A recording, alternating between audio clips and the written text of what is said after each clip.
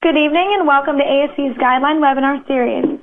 Today's webinar is titled Focused Cardiac Ultrasound, Recommendations from ASC, a Guideline Review. Before we get started, I just have a few housekeeping items that I would like to go over with you. First, we do encourage you to download a copy of the guideline associated with this presentation, and that can be found in the Resources section of this player.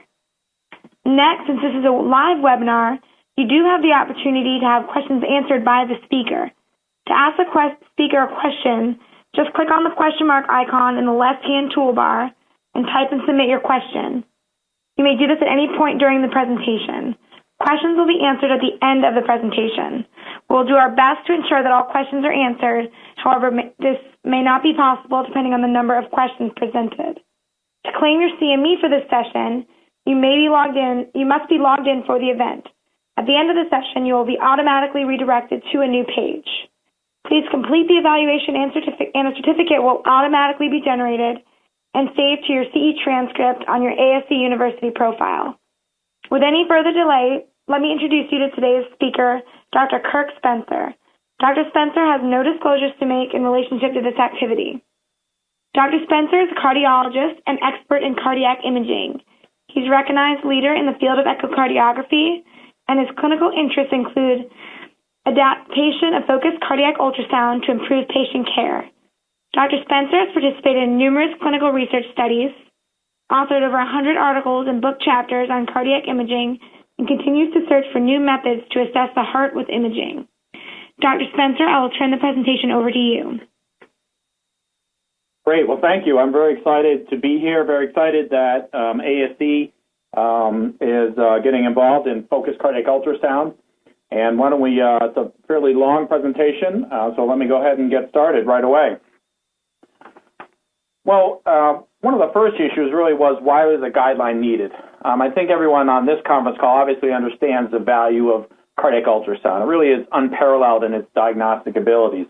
And partly that's because it's portable, it's less expensive than other modalities, it's not associated with ionizing radiation, the images can be interpreted in real time. That allows rapid assessment of cardiac size function with very high sensitivity and specificity. But two major developments have happened in the ultrasound field in the fairly recent developments. The first one is the development of small ultrasound platforms. These platforms are easier to operate because they have fewer features. They tend to be lower cost, but yet they have proven diagnostic utility. The second feature is that there's been a lot of interest from non-cardiology specialists in a wide range of specialties to use ultrasound of the heart to improve patient assessment and care. And those two things together really, I think, got ASC interested in defining and discussing focused cardiac ultrasound. What we really want to do is two things. We want to maintain the excellence in the practice of echocardiography, which has established standards for training, as well as extensive guideline publications in the areas of acquisition and analysis and interpretation. But on the other hand, we also want to enable ultrasound to be used as a very powerful tool by non-echocardiographers to augment their clinical assessments traditionally based on physical examination alone, leading to improved patient care. Now, it's clear that there is a spectrum of imaging and interpretive expertise among physicians with imaging expertise, both in echocardiography and in focused cardiac ultrasound. However, I think there is a value in defining thresholds of expertise. Having thresholds of expertise allows us to hold physicians accountable to the practice within their scope of practice, as well as setting expectations for referring physicians, patients, and their families who may be undergoing these tests or having their family member have one of these tests. Well, let's jump right into the definition of focused cardiac ultrasound. So focused cardiac ultrasound is a focused examination of the cardiovascular system performed by a physician using ultrasound as an adjunct to the physical examination to recognize specific ultrasonic signs that represent a narrow list of potential diagnoses in specific clinical settings. Now, there's a lot in that definition, And we'll be talking about different parts of that definition throughout this webinar. There are a number of terms in the literature that have been referred to this sort of bedside ultrasound, use of ultrasound for assessing the cardiac system. I've listed some of them here on this slide. Handheld cardiac ultrasound, quick look cardiac ultrasound. There really are quite a few of them. From ASE's point of view, I think we really would like to get everyone to kind of get on a similar page with the terminology, and we've elected to use the term focused cardiac ultrasound really to cover all of those different terms. Well, I'd like to spend the next couple slides talking about how focused cardiac ultrasound and echocardiography may differ.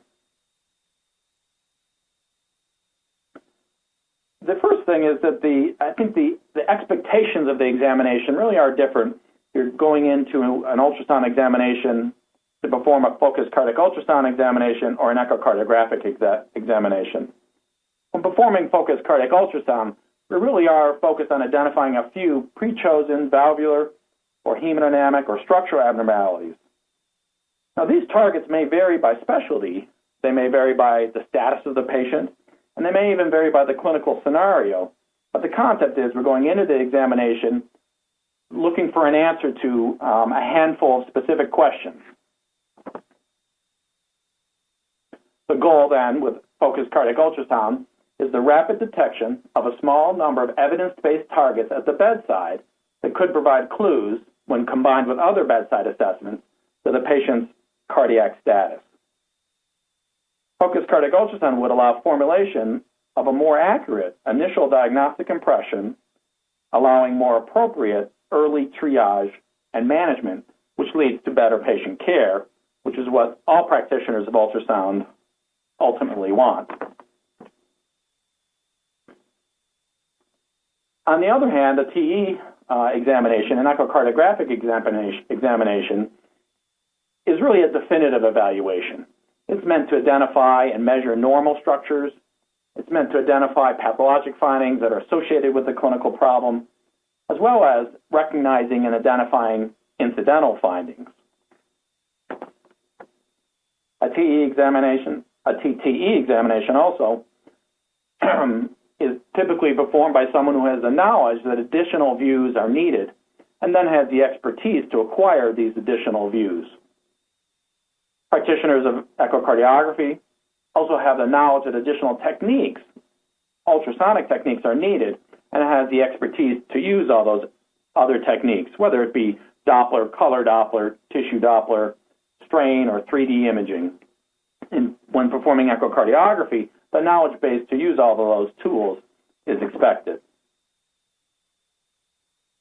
Echocardiography is quantitative and also allows complete assessment of the patient's hemodynamic status. Now, what is the expectation from a patient point of view? Well, I think it's important from a patient point of view because they may be getting a focused cardiac ultrasound presumably very early on in their healthcare experience, initially at the point of triage or initial management, ideally.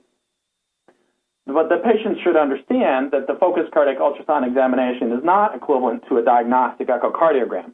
So that should the patient later in the hospitalization or perhaps the next day get a comprehensive echocardiographic examination, they understand why they are getting those two different ultrasound examinations. It's also our feeling that abnormal findings initially detected on a focused cardiac ultrasound examination should be confirmed and further evaluated with an echocardiographic examination in general. What about the exam expectations from a physician point of view? Well, it's clear that a focused cardiac ultrasound practitioner is responsible for the interpretation of the presence or absence of specific abnormalities within their defined scope of practice, whereas an echocardiographer is responsible for the interpretation and delineation of all primary, associated, and incidental findings.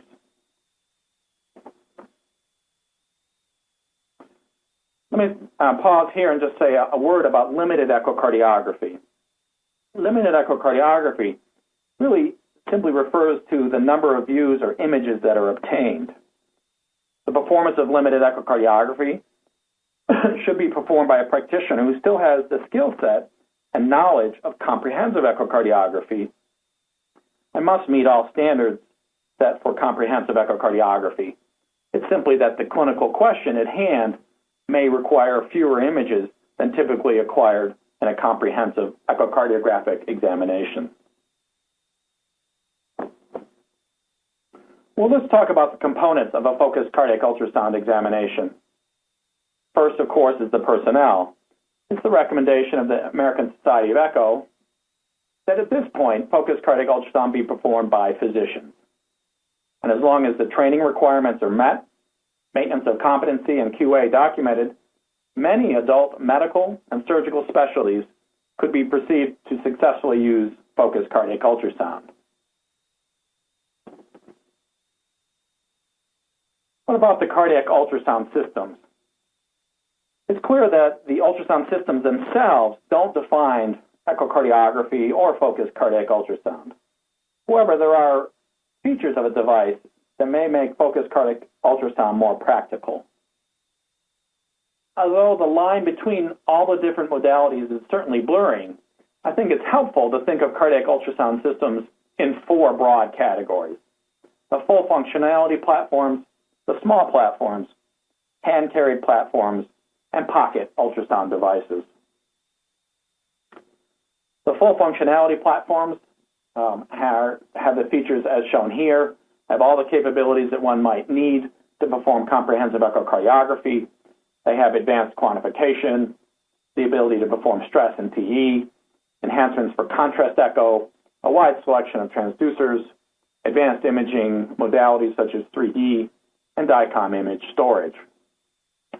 These are the devices that we use in echocardiographic labs every day. Small ultrasound platforms, these actually can have fairly full functionality compared to the full-size systems, but they may lack some quantification tools, and they may lack advanced imaging features such as three-dimensional imaging, but typically still have a wide range of transducers and many of the diagnostic features associated with comprehensive echo. Hand-carried devices generally weigh between 6 and 12 pounds as just a general way to define the devices in this category. They typically have 2D color Doppler, may have spectral Doppler, and may have the option of one or more transducers. Pocket ultrasound devices typically weigh less than a pound, and from their name are typically small enough to be placed in a lab coat pocket. These devices typically have 2D and color Doppler and may only have a single transducer. So again, the devices themselves don't define focused cardiac ultrasound versus echocardiography, but the practicality, many of the clinical settings in which focused cardiac ultrasound is useful, at the bedside or running to assess a critically ill patient, or being used even in the field or in a site where it would simply just be difficult to get a full platform. In many of these scenarios are certainly made easier by using a hand-carried or pocket device. Their smaller size, the fact that they're battery-powered, makes them more practical to use in many bedside situations. In addition, the lower cost of these devices makes them more practical to be used by a broader range of practicing physicians at the bedside. This table just reminds us that performing echocardiography requires comprehensive formal echocardiographic training, as well as using equipment capable of performing all the features found in an echocardiographic examination. Well, let's discuss some potential limitations of focused cardiac ultrasound. Well, if using the smaller platforms, such as the hand-carried or the the portable systems for focused cardiac ultrasound, these platforms, although remarkable in their abilities given their small size, they may not have the transducer technology that larger platforms have. They certainly have a smaller screen size. They may lack several of the image enhancement features that we typically find on larger platforms, and they may not be able to perform additional modalities, such as pulse or continuous wave Doppler. So if one is using a smaller platform for focused cardiac ultrasound, these limitations certainly apply. Now, what's clear is in the hands of experts, so a level 2 or 3 certified echocardiographer or in a certified sonographer, despite their small size, the small platforms are capable of detecting the things listed here. The literature has shown from various studies that using a small device can accurately detect LV enlargement, LV hypertrophy, can certainly quantify LV systolic function, can detect left atrial enlargement, right ventricular enlargement, assess RV systolic function, the presence of a pericardial effusion, and these smaller devices can be accurately used to assess inferior vena cava size and collapsibility as a surrogate of right atrial pressure.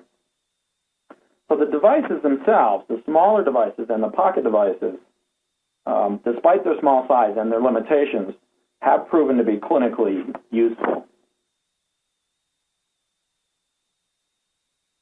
Well, another potential limitation of focused cardiac ultrasound is that the person who performing the study may not have the ability to acquire from all the acoustic windows. Because of acquisition expertise, we typically have recommended the parasternal and the subcostal windows be used. These views are typically easier to master. They typically have more reliable landmarks on the patient's body. They do require less positioning of the patient. And when assessed objectively, they are preferred by inexperienced users. Apical imaging can certainly be taught and learned, but there are concerns that off-axis imaging from the apical views may lead to foreshortening of the left ventricle, leading to potentially erroneous conclusions about LV systolic function. Another limitation is because of the image interpretation expertise, we may choose to avoid complex or unusual disorders. I would say that using someone who is not trained formally in echocardiography, making diagnoses like dissection or hypertrophic cardiomyopathy, evaluating cardiac masses or LV clot would be more difficult diagnoses to make. It's also typical that more subtle abnormalities may be more difficult to detect by someone without formal echocardiographic training using a smaller platform, LV wall motion, right ventricular hypertrophy, vegetations, just as examples of things that even those trained formally in echocardiography often have difficulty defining at times. And some things, such as RV systolic function, to do properly really require a multi-view approach. I think looking at the RV function from a single view can often give misleading conclusions. Well, I put the definition back up here again, just to remind us. I want to talk about the specific ultrasonic signs. So, what are the things that it really is reasonable to try and detect when doing a bedside focused cardiac ultrasound examination? Well, these are the disorders and pathologies that have been proven in the literature to be detectable. These are things that a physician without formal echocardiographic training can detect with a smaller device. It's very clear in a significant number of studies that LV systolic function can be detected accurately. I've listed the sensitivities and range of specificities there on the slide. It's very clear that a physician without formal echocardiographic training can accurately detect LV enlargement, LV hypertrophy, left atrial enlargement, right ventricular enlargement, the presence of a pericardial effusion, and these devices and physicians with this training can certainly detect and estimate right atrial pressure by looking at IVC size and collapsibility from the subcostal view. So it is very clear that focused cardiac ultrasound can provide a wealth of data, and this data can be acquired at the bedside by practitioners without formal echocardiographic training. Now, it is clear that when compared to formal echocardiography on a high-end machine, that someone without formal echocardiographic training using a non-complete platform don't have sensitivities and specificities that are as high. But that's not the question. That just seems obvious. If you don't use as good a device, don't have as much training in acquisition, and don't have as much training in interpretation, you can't expect the sensitivity and specificity to be the same. What is exceptionally clear, though, is that a focused cardiac ultrasound user using a non-comprehensive platform can detect these abnormalities better than they could by their physical examination. So if they're sent to the bedside and they can use their stethoscope, their hands, their eyes, and their ears, but then use a focused cardiac ultrasound examination, there is no question, multiple studies confirm that they're going to leave that bedside with more knowledge of LV size, LV function, left atrial size, the presence or absence of LV hypertrophy, the presence or absence of a pericardial effusion, and despite looking at the jugular venous pulse, they're still going to leave, after having done a focused cardiac ultrasound examination, with a better estimation of right atrial pressure. So comparing it to a full study, comprehensive echocardiographic examination really is the wrong comparison. That's not the point. The point is, if I do an examination at the bedside with a focused cardiac ultrasound, am I going to know more than I would have if I hadn't done that? And the question is absolutely, and these are the things that you come away with the bedside with more knowledge of. Well, let's talk about the scope of practice.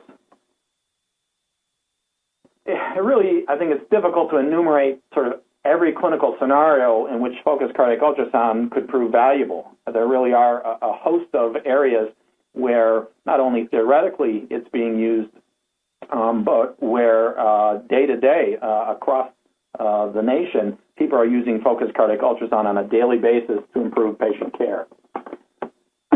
What we've done here is simply just sort of made some broad categories of general situations where FCU might be helpful. So the two things that all these settings share where FCU is helpful, the first is that if you're in a setting where FCU would improve the clinician's assessment over tools that would otherwise be available, then it might make sense to use FCU. And I would propose that is essentially almost every clinical setting.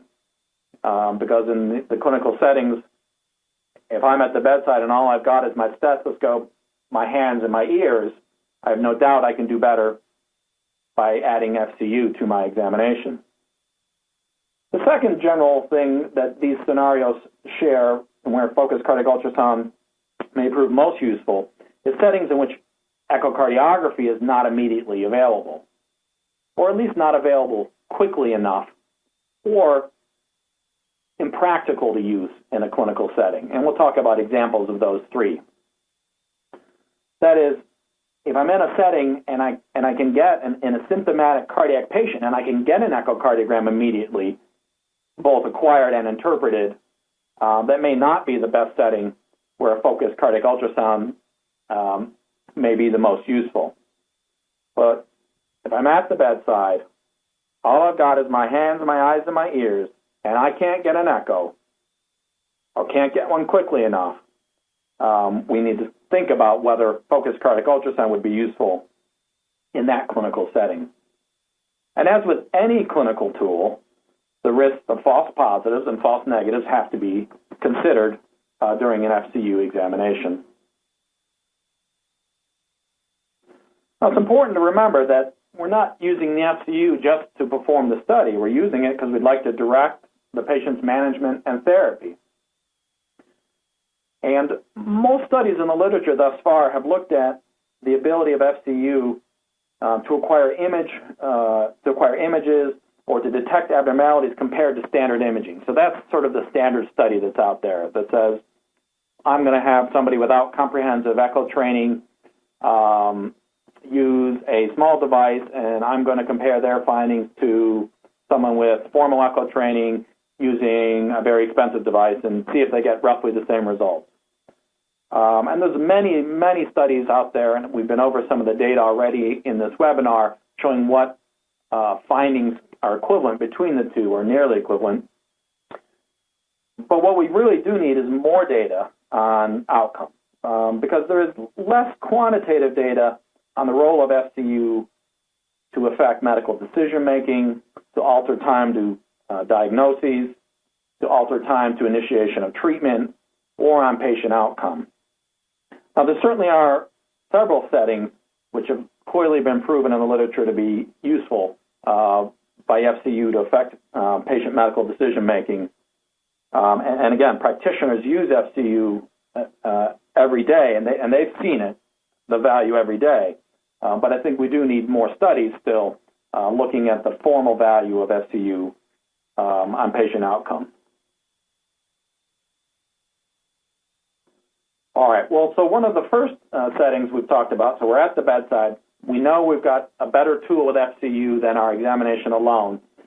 And the second criteria is I can't get an echo right away. And there's no question that FCU is valuable in the emergent or urgent evaluation of patients who have hemodynamic instability, who have chest trauma, who have a clinical suspicion of tamponade, who have had cardiac arrest.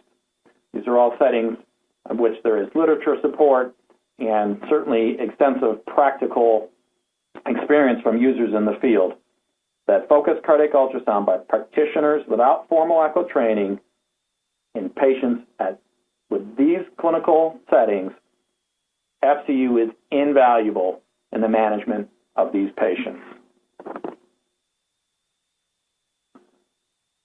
Another setting to consider is the expedited triage and directed clinical management of patients. So perhaps the patients aren't quite as critically ill as the situations on the prior slide, but the clinician's still in a situation where they aren't exactly sure what to do. And I think the two most common settings I would put in this category is the hypotensive patient and a patient who appears to have acutely decompensated heart failure. These are both settings which are clearly class 1 indications for formal echocardiography, but again, we'd like to make a decision more quickly than perhaps we can get an echo performed and interpreted. And again, in these situations, in a hypotensive patient, in a heart failure patient, the rapid identification of LV ejection fraction, the assessment of their volume status is clearly superior to physical examination, the use of laboratories, chest X-ray, and EKG at the bedside in the management and triaging of those patients. And FCU used by practitioners without formal echo training is a powerful tool at the bedside in the evaluation of patients that are hypotensive or have congestive heart failure. Another setting is that certainly are settings in where getting a comprehensive echo is not practical. And one of those scenarios is frequent serial evaluations of patients. Now, there aren't a lot of things on a cardiac ultrasound examination that would be useful to look at every day. Many things simply don't change from day to day. But the assessment of volume status, particularly in, again, patients admitted with acutely decompensated heart failure, really is something that we evaluate every day when we go to the bedside. We ask the patient whether they're breathless. We look at their jugular venous pulse. We look for edema. We examine their abdomen. We make a judgment of whether we should stop, intensify, or continue diuretic management. And in a setting like that, knowing an estimation of filling pressure, such as the right atrial pressure, as a surrogate of left ventricular filling pressures, really is invaluable. And there's no question, by using focused cardiac ultrasound at the bedside, we can assess that on a daily basis and look for serial changes. Again, that's a setting in which a formal echo could be used, but that's completely impractical to order a formal echo just to look at the inferior vena cava size on a day-to-day basis. There are several studies published already suggesting that use of the focused cardiac ultrasound examination at the bedside on daily rounds by the practitioner caring for the patient to assess volume status has an effect on patient management. Again, in the decision to diurese, continue to diurese, stop, or intensify their diuretic therapy. And again, there's no question, or several studies have supported, that when used in conjunction with a jugular venous pulse examination, FCU examination of the IVC clearly adds to diagnostic value of the patient at the bedside. So it really isn't enough to just be looking at the jugular venous pulse. We really want to know our patient's volume status. Well, again, another broad category when focused cardiac ultrasound may be valuable is a setting in which echocardiography is not practical. And that's simply the idea of screening examinations. I don't think we're at the point where we want to start screening all patients, but certainly patients who are at risk for having LV dysfunction. And LV dysfunction really is ideal if we're going to screen for something at the bedside, because ideally we want something that can be readily identified by focused cardiac ultrasound. We want something that's somewhat prevalent. We want something that's prevalent in asymptomatic patients, something that's easily missed by physical examination, otherwise we don't need the FCU.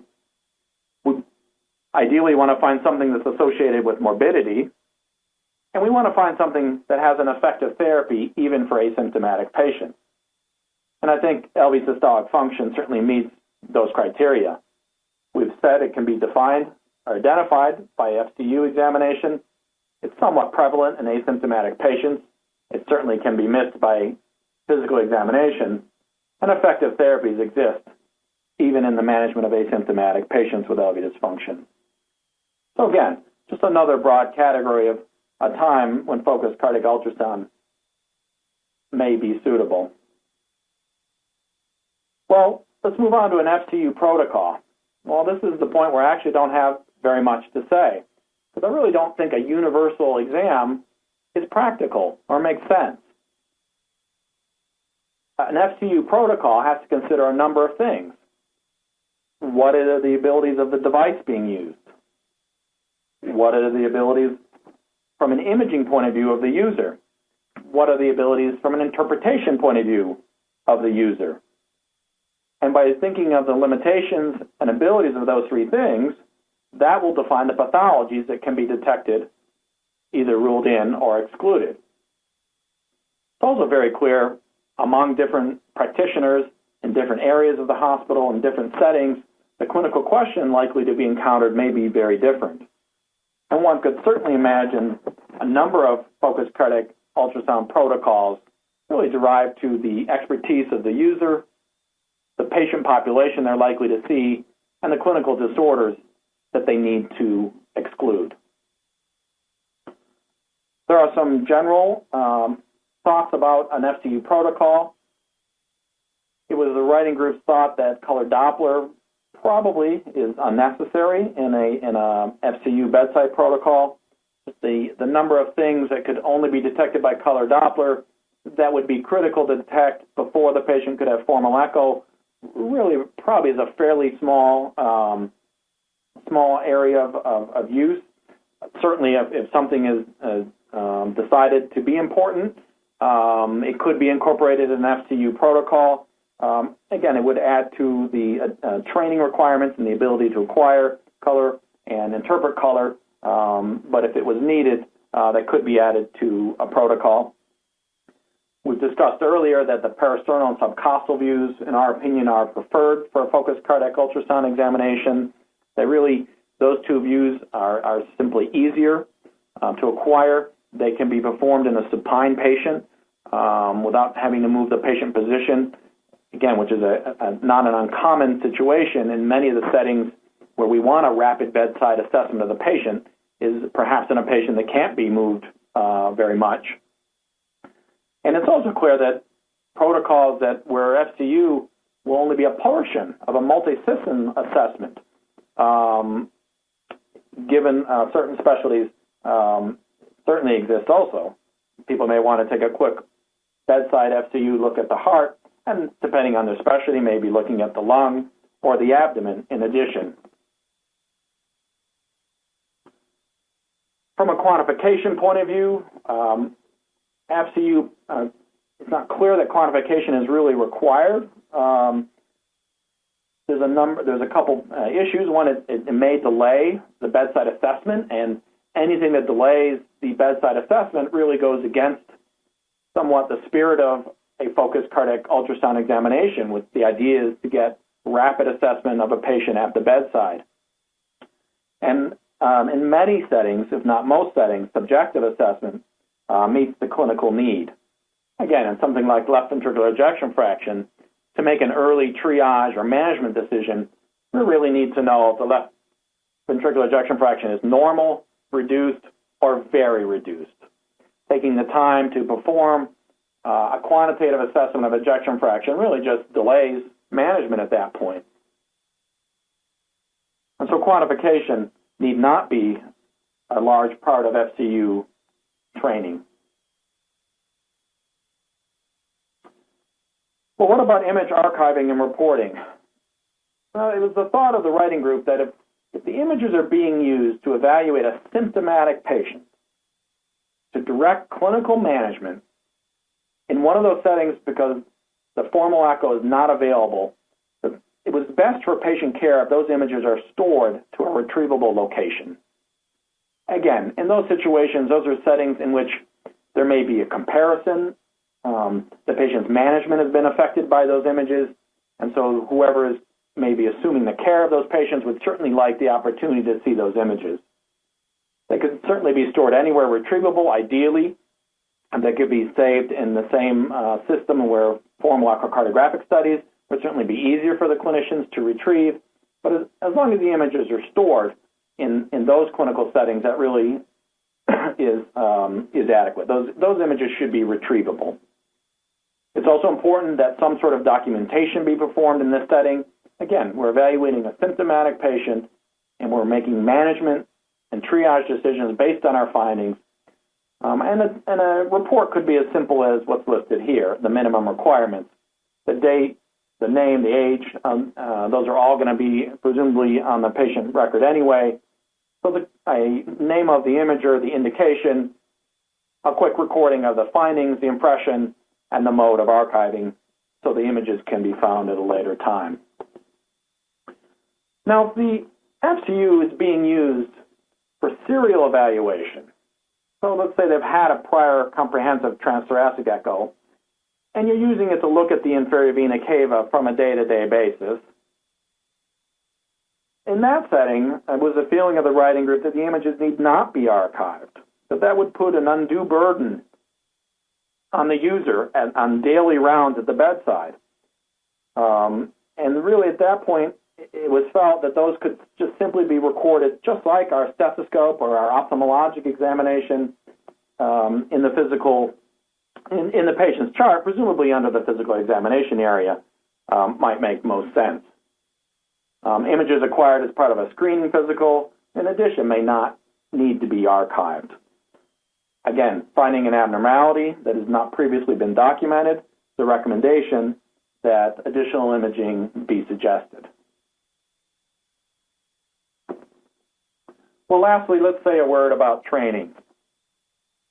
It's important to realize that although the devices are simpler to use in that they may have fewer knobs, that the skill to acquire and interpret cardiac ultrasound images is still significant, and that training is an important part of successful focused cardiac ultrasound implementation. Right now, specific training numbers really can't be made. I think it requires more study, development of imaging protocols that are specific to clinical settings, because, again, it's difficult to define training until you've defined what are you looking for. Once you know, well, this is my patient population, these are the type of things that we find or that I may be interested in looking for in whatever clinical setting, whatever specialty you are. If you've made those decisions, then it's quite easy to then say, okay, these are the type of things you'll need to look for. To find these things, these are the views you'll need to learn how to acquire, and this is the interpretive knowledge that you will need to have. And so one could imagine, in fact, that there'll be a variety of clinical training programs for focused cardiac ultrasound users, again, depending on their clinical need. There are a number of trials, again, out there looking at users who are not formally trained in echocardiography, acquiring images and successfully detecting abnormalities. These studies are really quite heterogeneous, and that's, again, makes it difficult to make a formal conclusion on what is adequate training. And I've just listed there the number of factors that really go in, and those factors differ from study to study, really making it difficult to have any universal conclusion at this point. What we can say about training is that it does make sense that there are three core parts to a training program.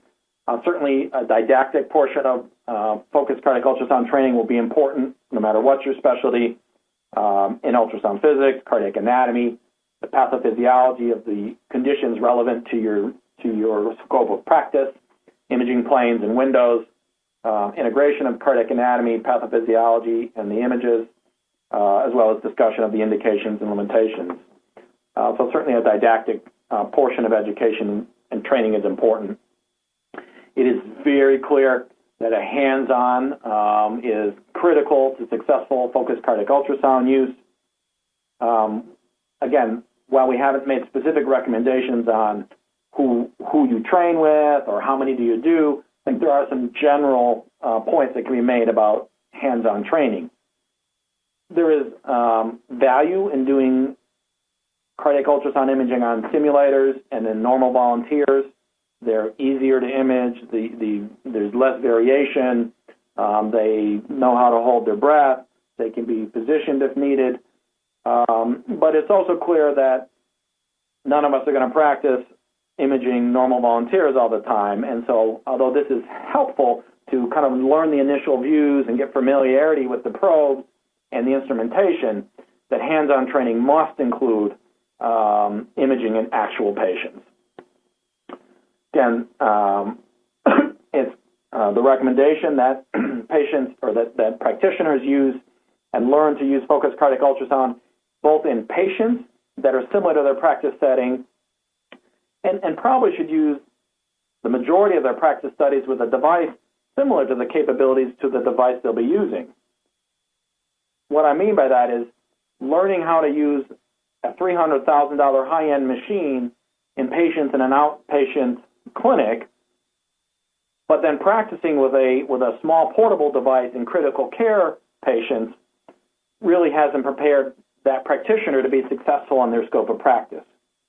And so, again, some of the training in hands-on is just a volume issue and doing enough patients, but at some point it is the recommendation that practitioners train in a setting that simulates their real practice setting, both with the type of machinery they use as well as the patients that they image.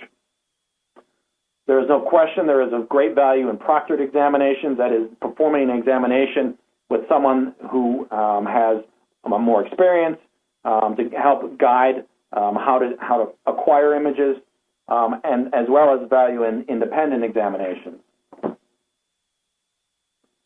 Image interpretation is the third cornerstone, so didactic, hands-on training, image interpretation. The studies that are performed independently should be reviewed by a qualified imager for feedback. And then I think it's also going to be much more practical to have a didactic review of both normal variants and pathologies relevant to the physician's scope of practice. That is to say, once the physician has completed their hands-on training, they may not have seen an abnormality or pathology or a normal variant that's going to come up in their practice when they go out there and start using and performing focused cardiac ultrasound examinations. So I think having a set of didactic or abnormal examples, again, which could be tailored to the expertise, or not the expertise, could be tailored to the scope of practice or the type of patients or clinical settings that practitioner is going to see, just so they've got familiarity. Because, again, detecting a pericardial effusion may be important to your practice, and if you do a number of patients that meet the criteria for training but never saw a pericardial effusion, that doesn't help you very much. So again, I think didactic review of pathologies that are important to your subspecialty is an important part of image interpretation. Lastly, at some point, some assessment of competency, I think, will be important. Most guidelines that exist now are based on numbers, and that's, I think, because that's sort of easy. It's clear, unfortunately, there is a fairly weak correlation between the number of studies interpreted and interpretive ability. The correlation between studies scanned and scanning interpretive ability is better. But again, I think all the specialties that are doing this will need to sort of perhaps join together and come up with ways to define or assess competency, as well as maintenance of competency. So I'm going to stop there and take questions, and just wanted to show you this last slide, the American Society of Echo, again, in partnering with specialties and practitioners who wish to become proficient in focused cardiac ultrasound, is working on a DVD product on the fundamental principles of acquisition and interpretation. I've seen this product. It really is excellent. There are state-of-the-art animations that let really understand how we slice the heart from different views and different images. There is a complete review of cardiac anatomy. This also includes lung views or lung imaging, which many practitioners of focused cardiac ultrasound have a strong interest in. And then there are, again, a set of abnormal examples showing pathologies that focused cardiac ultrasound users should be familiar with. There are a series of case presentations giving a clinical scenario followed by images for interpretation. And then there are a large number of just interpretive, so pictures to put up and make an interpretation and then ask for the answer and get the answer displayed on the screen. So it really is a great product. You should look for it. I think I heard something about October when that will be out, but I think you all will really like that. So let me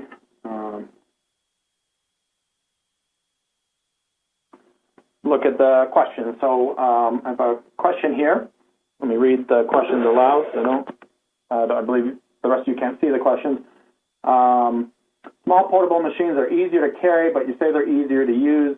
I've found the opposite to be true because of the lack of higher function means there are more and tiny buttons and dials to deal with and reduce resolution that prolong the length of the exam and reduce quality.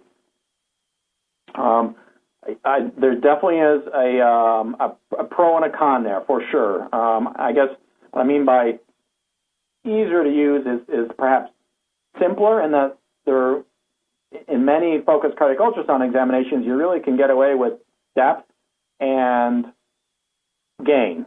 And knowing those two controls can get you through a basic focused cardiac ultrasound examination. There is no question, without the ability to change the sector size, without the ability to change the focus, without the ability to turn on harmonics. I mean, all those things are very important in making our images better. I would completely agree with you. But again, getting those comes with the cost of learning how to use them and having a device which may be more expensive, which may simply make it less practical to use on a routine basis at the bedside. But I agree, there's certainly a trade-off between functionality and training to use that functionality and making the images better.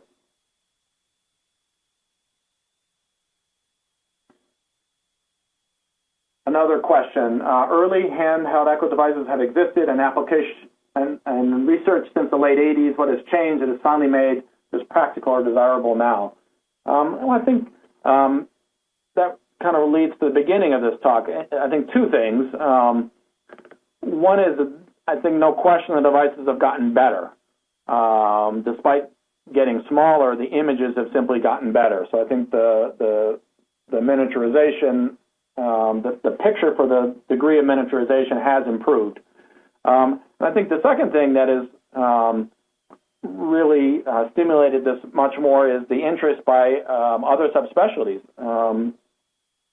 the non-cardiology subspecialties, and their interest in having access to cardiac ultrasound, and in many of their settings, not having access to full platform devices. So I think it's really a combination of better, smaller devices, no question, as well as interest from physicians in wanting a device that they could truly bring around and use at the bedside. Which parameters, another question, so which, I went out of order, another question. Is this something that would be beneficial to use in cath labs for rapidly detecting a pericardial effusion? I would certainly think so. Again, to me, that would fit that first scenario we talked about when we talked about scopes of practice, and that is the evaluation of a patient who is hemodynamically unstable. And, in my hospital, the cath lab happens to be fairly close to the echo lab, so we get the call and, we get the big machine and we run down the hallway and we try to do it in time. But in my hospital, if the sonographer is not immediately available, one of the fellows will, in fact, run and grab a portable device, one of the pocket carry devices, and will run to the cath lab. The full echo machine's on their way, but by the time they get there, they may no longer be needed. But I would certainly think that is a setting that meets the criteria. I'm at the bedside. I want to know what's going on.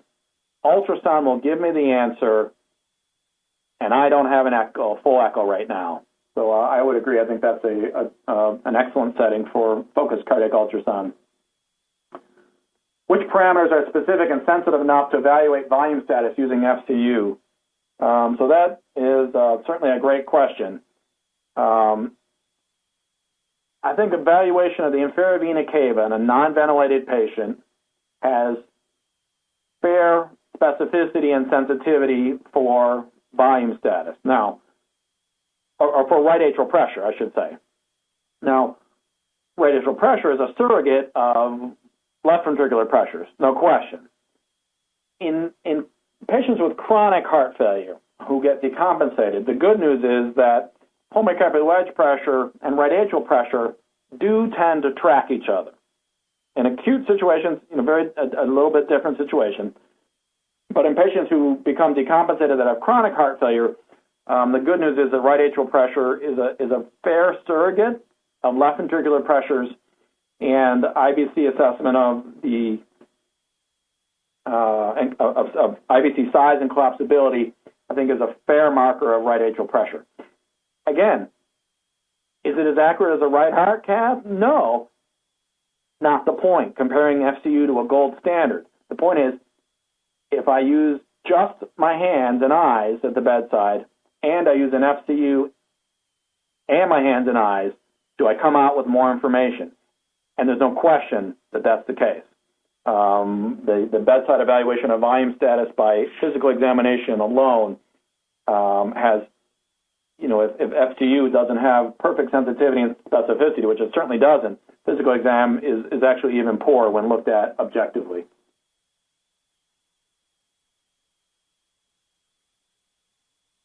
I'm sorry, the pause, I just need to read the questions for a second.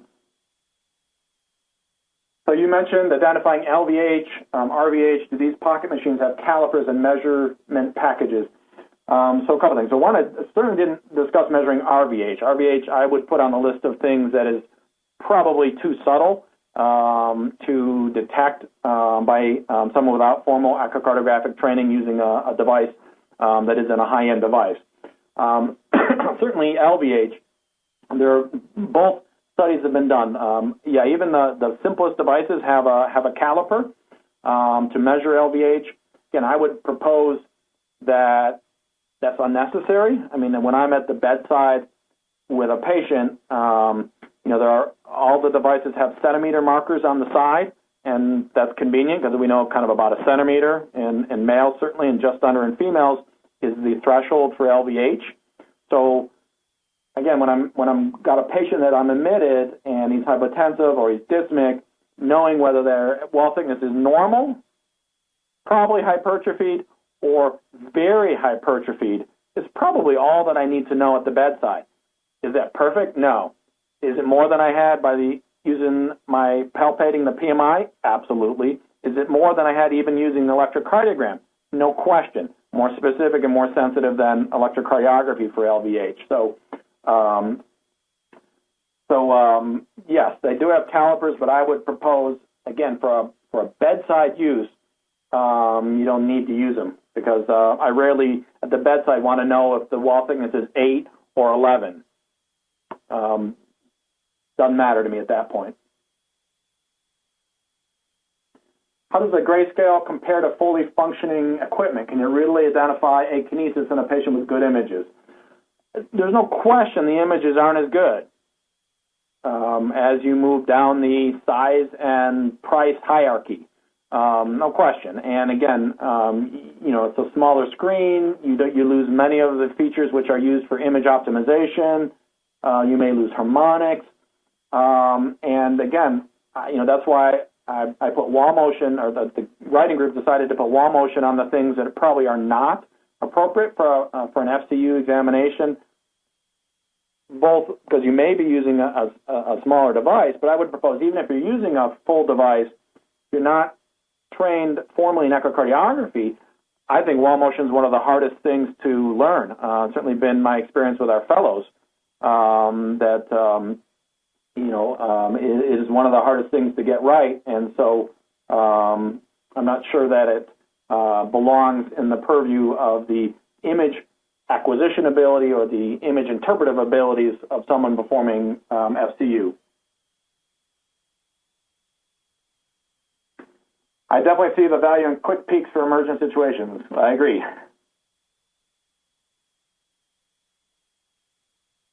Even when there's no specific data about training on FCU for cardiac, what would be an acceptable average considering all the heterogeneity? I'm here representing the guideline. If you want to send me an email, I would tell you my personal opinion perhaps, but we really didn't think there was enough data to make a recommendation. And again, part of that is because the data is very heterogeneous. Part of it is, though, it depends on, to make a protocol, you gotta figure out what you want to know. What's important for you to detect? If you decide in my specialty, I need to detect, I'm an oncologist. I just need to know, emergent detection of a pericardial effusion, and I'll call the cardiologist after that. What it takes to train for that is very different than saying I'm a critical care physician and I need to be able to assess RV size, LV wall thickness, and so I think there isn't going to be one protocol that fits everybody. I think we're going to have to probably have we may have to have protocols that are specialty and scenario dependent, or perhaps a basic protocol would be fine too. But I really just don't think we have the data to pick a number.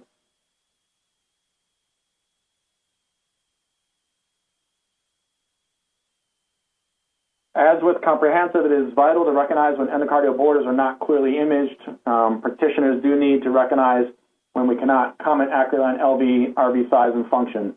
It's a potential limitation in use with the handheld devices. I obviously I completely agree.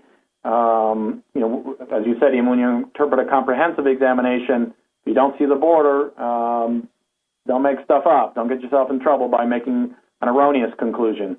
I agree, and that is more likely to happen by someone who is not as trained in the acquisition of images and someone who doesn't have as much experience in interpretation of images. Having said that, if you can see the wall motion, getting a quick bedside assessment of ejection fraction in a critically ill or hypotensive or a patient in heart failure can be invaluable. If you put the probe on and the ventricle is hyperdynamic or barely moving, that is incredibly powerful information and valuable information to have at the bedside. But I just wanted you to know, on behalf of ASC, I'd like to thank Dr. Spencer for his presentation this evening, and a special thanks to everyone who took the time to join us for this evening's webinar. Our next live webinar will be held on September 25th and will be led by Dr. Rebecca Hahn, on the upcoming guidelines for performing a comprehensive TEE examination. Registration will open shortly, and I encourage you to check back to ASC University's webpage with the upcoming weeks to reserve your spot.